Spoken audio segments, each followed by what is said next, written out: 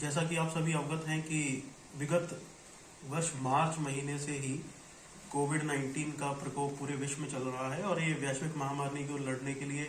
लगातार हर स्तर पर प्रयास जारी हैं। पूरे भारतवर्ष में भी इससे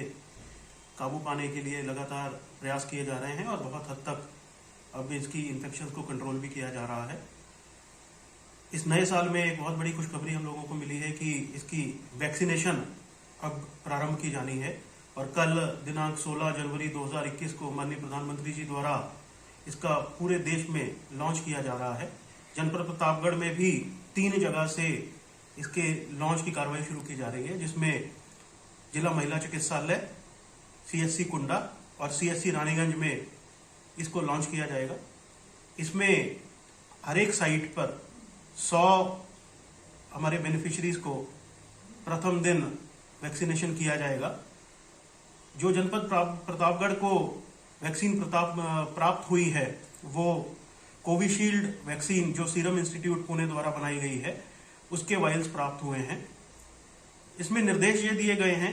कि जो हमारे बेनिफिशरीज हैं, जो फर्स्ट फेज के हमारे बेनिफिशरीज हैं, जिसमें हमारे हेल्थ केयर वर्कर्स हैं, उनको सबसे पहले वैक्सीनेशन किया जाएगा। उनका टीकाकरण पूरा होने के पश्चात सेकेंड फेज में जो फ्रंटलाइन वर्कर्स हैं उनका टीकाकरण किया जाएगा और तीसरे फेज में जो हमारे 50 साल के ऊपर के लोग और वो लोग जो कोमॉर्बिडिटीज वाले हैं, जिनको कोई अन्य बीमारियां हैं, उनका टीकाकरण किया जाएगा। ये वैक्सीन हमें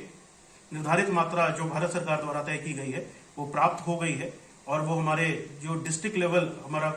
कोल्ड चेन रूम है, जो डिस्ट्रिक्ट वैक्सीन स्टोरेज रूम है, वहां पर हमारे पास उपलब्ध है। आज इस वैक्सीन को हमारे जो लॉन्च साइट्स हैं उस पे भेजा जाएगा और वहां पर जो कोल्ड चेन पॉइंट्स बनाए गए हैं उनको सुरक्षा व्यवस्था में रखा जाएगा। तीनों साइट्स जिन पे कल लॉन्च किया जाना है वहां पर मजिस्ट्रेट्स की भी तैनाती की गई है और उसके साथ साथ ही वहां पर वेटिंग एरियाज बनाए गए हैं, वहां पर ऑब्जर्वेशन रूम्स बनाए गए हैं और साथ साथ वहां पर कोई अगर किसी को भी कोई सिम्टम्स आते हैं, कोई AFI जैसी स्थिति उत्पन्न होती है तो उससे निपटने के लिए भी पूर्ण तैयारी की गई है। सभी कोल्ड चेन पॉइंट्स पे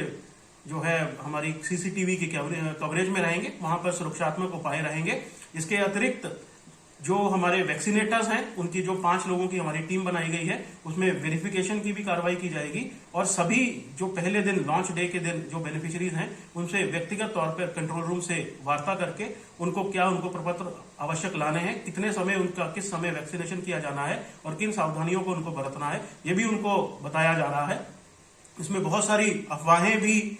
चल रही हैं, बहुत सारी चीजें ऐसी बताई जा रही हैं कि वैक्सीनेशन के क्या दुष्प्रभाव हो सकते हैं, परंतु जो प्रारंभिक जानकारी मिली है उसमें ऐसे कोई भी दुष्प्रभाव सामने नहीं आए हैं जिससे कोई चिंता का विषय हो। इसमें जो निर्देश दिए गए हैं, गर्भवती महिलाएं और जो धात्री महिलाएं हैं उनको